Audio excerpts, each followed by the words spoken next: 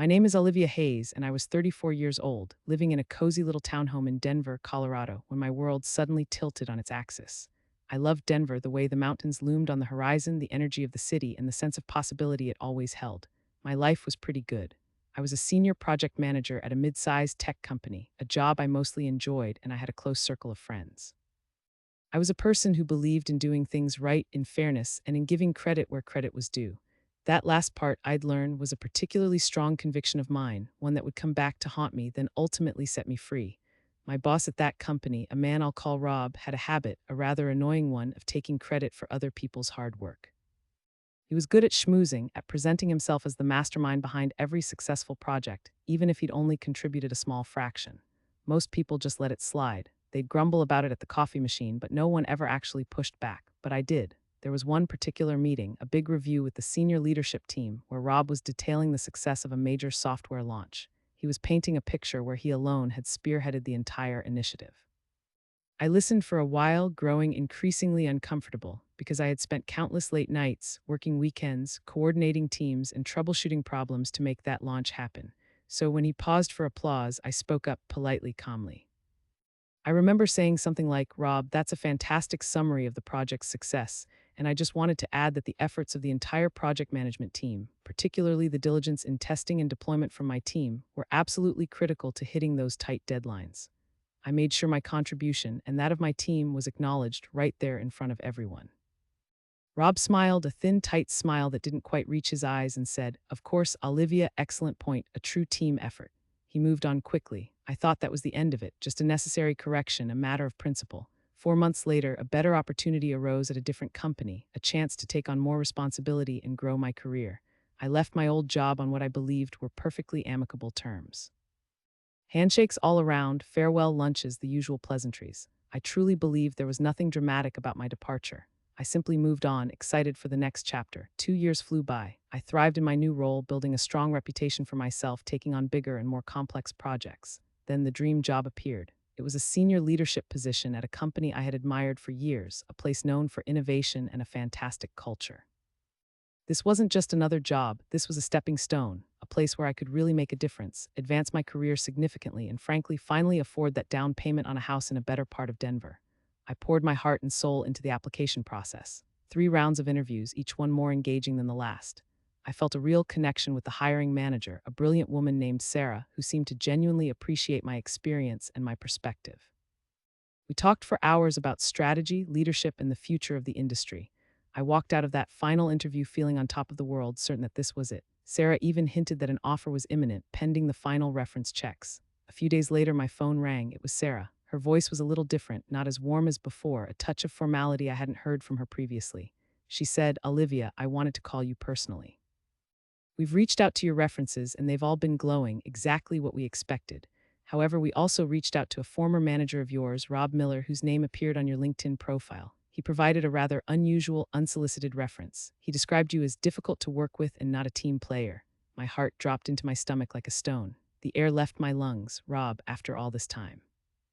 The man had resurfaced like a bad dream, threatening to snatch away everything I had worked for, everything I had hoped for. The problem was clear, stark, and terrifying. My dream job was hanging by a thread, and a petty, long-forgotten slight was the knife poised to cut it. How could he do this? How could a moment from 2 years ago, a polite correction, turn into such a venomous attack? I was blindsided, furious, and deeply, terribly worried. The silence on the phone line stretched, feeling like an eternity, as Sarah waited for me to respond. My mind raced, 100 thoughts colliding at once. My first instinct was to lash out, to defend myself with passionate anger, to explain what a snake Rob was. But then a quiet voice inside me, the voice of the professional I had worked so hard to become, told me to stay calm. This was a test, a moment of truth. I took a deep breath. "Sarah," I began, my voice steadier than I felt, "I appreciate you bringing this to my attention directly. That reference is certainly surprising and, frankly, hurtful given my commitment to teamwork and collaboration throughout my career." I paused, collecting my thoughts. I can only recall one instance where Rob and I might have had a difference of opinion. It was during a senior leadership review meeting for a major project that I had led. He was presenting, and I politely but firmly ensured that the significant contributions of my project team were fully acknowledged, as I felt they were being overlooked. I didn't badmouth Rob, I just stated the facts framed by my values. "Perhaps," I continued, "that moment 2 years ago lingered with him. I can, however, provide you with contact information for 3 colleagues who were on that very same team and present at that meeting. I believe they would offer a very different perspective on my leadership and my ability to be an integral part of any team. Sarah listened patiently. She thanked me and said she would consider what I had said. After we hung up, I felt a tremor run through me. The initial shock gave way to a wave of anxiety. I immediately called 2 of my former colleagues, explaining the situation and asking if they'd be willing to speak to Sarah. They were both incredibly supportive, expressing their disbelief at Rob's behavior and assuring me they would speak highly of me. This was a small victory, a glimmer of hope, but the dark cloud of Rob's sabotage still hung over me. The next few days were agonizing. Every time my phone buzzed, I jumped, convinced it was either Sarah calling to tell me they decided against me or perhaps Rob himself gloating. I started replaying every interaction with Rob in my head, wondering if I had done something else, something more, to provoke such a lasting grudge. Had I been too direct? Was my insistence on fairness perceived as insubordination? Doubt, a venomous whisper, began to creep into my thoughts. I started to question my own leadership style, my personality, everything I thought I knew about myself. The dream job, which had felt so tangible, now seemed distant, shrouded in uncertainty. My sleep became restless, filled with nightmares of Rob's smirking face. I couldn't focus at my current job. The joy I usually found in my work was gone, replaced by a constant hum of worry. I would spend hours staring blankly at my computer screen, productivity plummeting. One evening, after a particularly bad day where I'd felt an undeniable chill from my current manager, who usually was very warm, I received an email. It was a formal rejection from a different company, one where I had also applied for a senior role a few weeks prior. It was a great company, not my dream job, but a solid backup. The email was polite but direct, stating they had chosen another candidate whose qualifications and cultural fit were a stronger match for the team at this time. This wasn't just a simple rejection. This was the moment I truly hit rock bottom. The wording, cultural fit, gnawed at me. Could Rob's poison have spread further? Had he somehow tainted my professional reputation beyond just the one company? The thought was crippling. I pictured Rob sitting in his office, feeling a smug satisfaction, believing he had successfully knocked me down. It felt like my entire career, everything I had built over years of hard work, was crumbling because of one petty man's enduring spite. I felt helpless, exposed, and utterly defeated. The dream of that house, the advanced career, the impact I wanted to make, it all felt like an impossible fantasy now. I considered calling Rob, confronting him, demanding an explanation, but then I stopped myself. What would that achieve? It would only give him the satisfaction of knowing he had got to me. It would show weakness. No, I wouldn't give him that. But what else could I do? I had provided the alternate references. I had explained myself to Sarah, but the damage felt done. I was certain that all was lost. Just when I felt like giving up, when the weight of Rob's malicious act was crushing me, my phone rang again. It was Sarah. My heart leaped into my throat. This was it, the final rejection, the formal closing of the door on my dream. I braced myself. "Olivia," she said, her voice clear and strong, "we've completed our reference checks, including speaking with the individuals you suggested. And I must say their feedback was overwhelmingly positive, painting a picture of a dedicated, highly collaborative, and incredibly effective leader." A sliver of hope, sharp and unexpected, pierced through the despair. "We also took some time to reflect on Rob's comments," she continued, her tone thoughtful. "And frankly, his unsolicited input, combined with your candid explanation, actually revealed more about him than it did about you. It spoke volumes about his character, or lack thereof, rather than yours.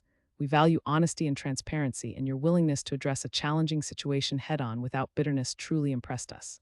My eyes welled up with tears of relief and gratitude. I could barely believe what I was hearing. She was seeing through him. She was validating my experience.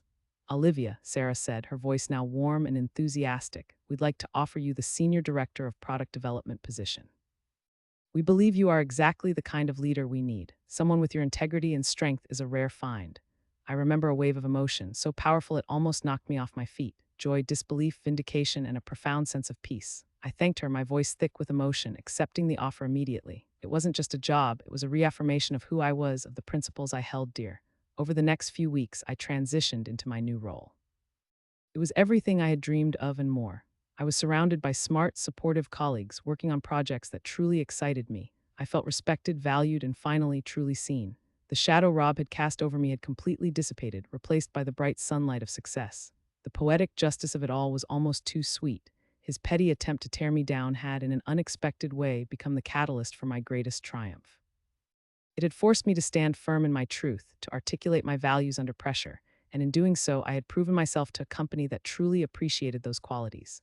One Tuesday morning, a few months into my new role, as I was reviewing my LinkedIn profile, something caught my eye. In the Who's Viewed Your Profile section, there it was, Rob Miller. He had viewed my profile the week I had publicly announced my new senior director position. He had probably searched for me, seen my new elevated title at a company far more prestigious than his, and clicked, consumed by curiosity or perhaps a simmering bitterness. I saw it, his name, a small, insignificant ripple in the vast ocean of my new success. I felt a surge of something, not anger, not even triumph, but a quiet, profound sense of contentment. I didn't reach out, I didn't send a message, I didn't need to do anything at all. My silence was the loudest statement I could make. My success, plain for him to see, was my revenge. It was a victory not just for me, but for every person he had ever taken credit from, every voice he had tried to silence. And in that moment, I knew sometimes that truly is enough.